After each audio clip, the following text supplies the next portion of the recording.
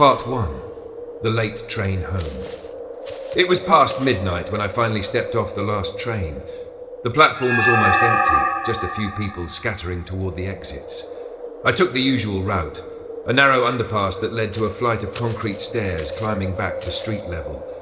The air down there always smelled faintly of rust and damp, like the walls had been sweating for years. My footsteps echoed as I walked, bouncing back in quick little snaps that made me walk faster without meaning to. I reached the base of the stairs and paused to adjust my bag. That's when I noticed how quiet it had gone. The faint hum of the city above was gone. Even the air felt still. Halfway up the first few steps, I glanced down. There was a man at the bottom of the stairs. He hadn't been there before. He wasn't moving, just standing where I'd been seconds ago, one hand resting lightly on the metal railing. His head was tilted back just enough that I couldn't see his eyes, only the shadowed shape of his face. I told myself he was just another late commuter, but something in the way he stood, perfectly still, shoulders slightly hunched, made my chest tighten. I turned back and kept walking up, faster now. My footsteps felt too loud in the silence, each one pushing me toward the top where the lights were brighter. Halfway up, I looked back again. He had moved, just one step, but he was still staring up at me. Part 2. The sound on the steps.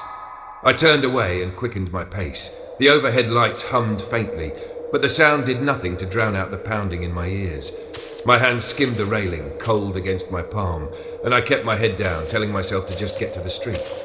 That's when I heard it, the soft scuff of a shoe on concrete. It wasn't loud, but it was too deliberate to mistake for anything else. I took another step, and there it was again, matching my rhythm but half a beat behind, like an echo that lagged just enough to feel wrong. I risked a glance over my shoulder. The man was moving now, one step at a time, his hand still sliding along the railing. The distance between us was smaller, but his pace was unnervingly steady, neither hurrying to catch up nor slowing to keep his space. I swallowed hard, my mouth suddenly dry. I thought about running, but the idea of the sound of my own frantic footsteps filling that tunnel made my skin crawl. Instead, I forced myself to keep climbing, trying to look casual. The stairs felt longer than I remembered. The walls seemed to close in, the yellow light above stretching shadows across my path. Another scuff. Closer. I reached the landing where the stairs bent to the final stretch and stepped into the shadow between lights. My breathing was shallow now, the air heavier, like the underpass was holding it in. That's when I realized the sound had stopped. I turned my head slowly. He was standing at the bottom again, same place as before, same tilt of the head. Part 3, the hand on the railing. My pulse was hammering so hard I could hear it in my ears. It didn't make sense. He had been halfway up the steps with me, I was sure of it. But there he was again, at the very bottom, as if he'd never moved at all. I gripped the railing tighter and turned back toward the top. My legs felt stiff, mechanical, each step heavier than the last. The light above flickered once briefly, and for that split second the stairs ahead of me were swallowed in shadow. When it came back on, there was a hand on the railing ahead of me. Not mine. It was pale, the fingers long, knuckles bent just slightly, gripping the metal from around the corner where the final steps led to the exit. Whoever it belonged to was standing just out of sight. I stopped, caught between the darkness below and the unseen presence above. My breath came in shallow pulls, the metal cold and slick under my palm. Then the hand shifted, just a small deliberate tightening of its grip, and slid slowly back out of view. That broke me. I took the last few steps two at a time, bursting into the open air of the street. The traffic noise, the neon glow, even the stink of hot asphalt felt like a lifeline. I turned to look down the stairs one last time. They were empty. No one at the top, no one at the bottom, but the metal railing still glistened, wet as if someone's hand had just been there. Part 1. The new tenant. When I first moved in, the building felt hollow. The walls were thick enough to muffle most noise, but every so often you'd hear life seep through, muffled TV, the thud of footsteps overhead, the creak of pipes when someone showered. Then, about a month in, the upstairs tenant moved out. I saw them leaving one morning, dragging boxes down the stairway. After that, nothing. No sound, No lights in the windows above mine. The landlord told me it would be vacant for a while. I didn't think much about it until the second week of silence. That's when I noticed the floorboards above me creaking at odd hours, long, slow shifts, like weight moving from one side of the room to the other. I told myself it was the building settling. Old wood swells and shifts with the weather. But one night, just past 1 a.m., I heard something different. A single, sharp thump directly over my bed. I lay there staring at the ceiling, the air too still for sleep. Minutes passed. Then came another thump. This one softer, almost like someone had set something heavy down on the floor. The next day, I asked the landlord if someone had moved in early. He shook his head. The place was still empty, he said. No one had a key but him. That night, I left my lamp on. The glow made the shadows on my ceiling sharper. I kept waiting for the creak or the thump to come again. It didn't. But just before I drifted off, I heard the faintest sound of breathing above me. Part 2. The Moving Shadows. The next few nights were quiet, but not in a way that settled me. It was the kind of quiet that made you listen harder, waiting for something to break it. I started noticing it when I came home from work. The ceiling light in my living room hangs low, and when I walked in one evening, I saw movement across it. Not on the floor, but in the faint shadows that stretched along the plaster above.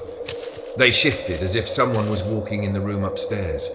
Slow steps crossing from one wall to the other. I stood there staring up, my groceries still in my hands. The movement stopped the moment I froze. It happened again 2 nights later. Same hour, same slow pacing above me. Only this time, the shadow paused right over where I was standing. I set my bags down and moved to the side, my eyes following the ceiling. The shadow moved too, just a fraction, like it was tracking me. The landlord's voice echoed in my head. The place is empty. I grabbed a chair and climbed up to press my ear to the ceiling. No sound, just the faint coolness of the plaster against my skin. When I stepped down, I caught it from the corner of my eye. A darker patch among the shadows, lingering just above the bedroom. It stayed for a heartbeat before sliding away. That night, I locked my bedroom door, though I knew it wouldn't matter if the person, or whatever it was, wasn't supposed to exist at all. Part 3. The Voice in the Vent. The building had one of those old heating systems where every room shared a web of vents, all connecting somewhere behind the walls. I'd lived with the occasional clang of pipes and rush of air, but after the shadows started, I began noticing another sound. It was faint, too faint to make out at first. A murmur that seemed to come and go late at night. I thought it might be a radio left on in another unit, until I realized it only came from the vent above my bed. One night, curiosity won over fear. I climbed onto the mattress and pressed my ear to the grill. The sound was clearer now. A voice. Low, deliberate, the tone even, but the words weren't in a language I recognized. There was no rhythm like a song, more like someone speaking directly into the vent. I stayed there, holding my breath, letting the voice fill the silence. Then, as if it knew I was listening, it stopped. I slid back down to the bed, my pulse quick in my throat. Minutes later, the vent rattled. Something tapped against the metal inside. 3 slow knocks. I didn't sleep. By morning, I'd convinced myself it was part of the building's old system. But when I left for work, I glanced at the ceiling in my hallway. The vent cover there was different. The screws were missing, and it hung slightly open. Inside, in the shadows, something shifted back, just far enough to disappear from view. Part 1. The room that faced the street. The motel wasn't my first choice, but it was the only one with a vacancy that night. A last-minute work trip had left me scrambling, and by the time I checked in, the street outside was quiet, the shops closed, and the air heavy with the smell of rain.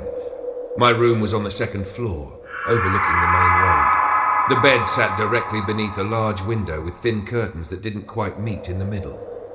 From there, I could see the neon motel sign flicker red and white against the wet pavement. I set my bag down, turned on the TV, and let the low noise fill the space. Everything felt ordinary enough, until I went to pull the curtains fully closed. The gap was wider than I'd thought, and for a split second I was sure I saw movement in the reflection on the glass, a shape that didn't match mine. I stepped closer, peering through the pane. The street was empty except for the occasional passing car. The reflection in the glass settled into what I expected. Just me, the room behind, the soft blue glow of the television. Still, I pushed the curtains together until they overlapped. It should have been enough to shut out the view, but that night, lying in bed, I couldn't shake the feeling that the window was still open, in a way. Like something on the other side could see in, whether I saw it or not. And when the neon sign outside flickered again, the light through the gap pulsed faintly red against the wall, like a slow heartbeat. Part 2. The figure on the glass. It was sometime after midnight when the sound woke me. Not loud, just the faint scrape of something against the glass. At first I thought it was the branches of a tree in the wind, but there were no trees near the window. I lay still, staring at the gap in the curtains. The neon sign outside flashed in uneven intervals, and every time the light hit the glass, I thought I saw something. Not a clear face, not a reflection, more like the blur of a person's outline pressed close. My breathing slowed without me meaning to, as if being quieter would keep whatever it was from noticing I was awake. The scraping came again, followed by the smallest shift of shadow against the thin fabric. I reached for my phone on the nightstand, holding it low so the light wouldn't spill. My hand shook as I opened the camera, angling it toward the gap. The screen stayed dark for a beat, then lit with the faintest silhouette. A head tilted slightly, close enough to fog the glass. I didn't take the picture. I couldn't. The thought of the click, the confirmation, made my stomach turn. Instead, I set the phone back down and pulled the blanket up to my chin, my eyes fixed on that narrow slice of window. The shadow stayed there for what felt like hours, unmoving. And then, just as the neon outside flickered again, it slid out of view. The glass stayed fogged in the shape of a face until morning. Part 3.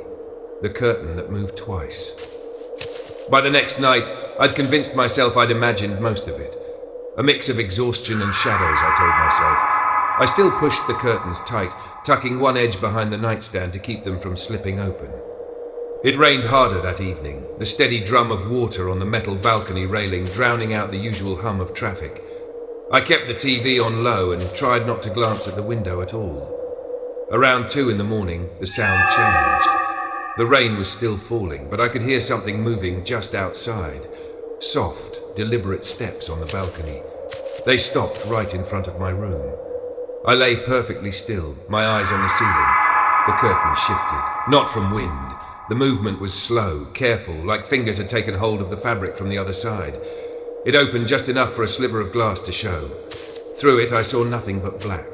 No face, no street, just a void that felt impossibly close. Then the curtain fell back into place. I was still holding my breath when it moved again. Quicker this time, a sharper pull that opened the gap wider. Still nothing visible on the other side, but I could feel it. The same attention as the night before, watching without needing to be seen. I didn't move until dawn. When I finally got up, I found the curtains parted the exact width of that second pull, and faintly, in the condensation on the inside of the glass, was the streak of 4 long lines, as if something had dragged its hand down before slipping away. The worst part isn't the moment it happens, it's what comes after. When the streets are bright again, when the hallway is empty, when the curtains hang still. That's when your mind starts replaying everything, frame by frame, looking for the detail you missed, the step you didn't hear, the shadow that shouldn't have been there.